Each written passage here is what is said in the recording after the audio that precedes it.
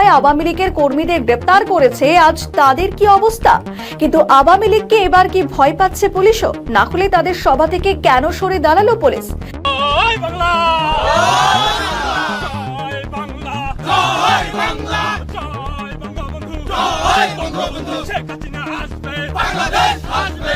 শেখ হাসিনার প্রত্যাবর্তনের গুঞ্জন ক্রমে জোরালো হচ্ছে বলেই কি পুলিশ প্রশাসনও আর তাদের দলের নেতা কর্মীদের ঘাঁটাতে সাহস পাচ্ছে না? ঠিক কি ছিল ঘটনাটি?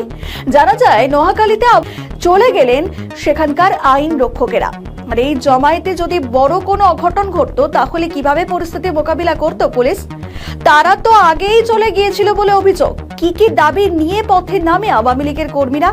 বর্তমান সরকারের সন্ত্রাস এবং চাঁদাবাজির বিরুদ্ধে এবং শেখ হাসিনার সমর্থনে ওই মিছিলের আয়োজন করা হয়েছিল।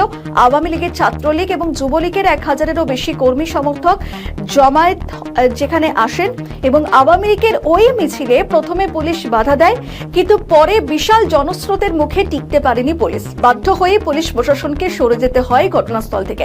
মিছিল থেকে ঘোষণা করা হয়, রাজপথে এখন আমরা অন্যায় এবং জোর জুলুমের বিরুদ্ধে সরব হয়েছে। যতদিন না আমাদের নেত্রী শেখ হাসিনা ফিরে না আসেন ততদিন আমরা রাজপথ ছাড়ব না। আওয়ামী লীগ তো বাংলাদেশে প্রায় 2 বছর ধরে নিষিদ্ধ, আর সেখানে গোপনে এবং প্রকাশ্যে অনেক সমাবেশ কর্মসূচি হয়েছে। প্রকাশ্য জনসভায় বারবার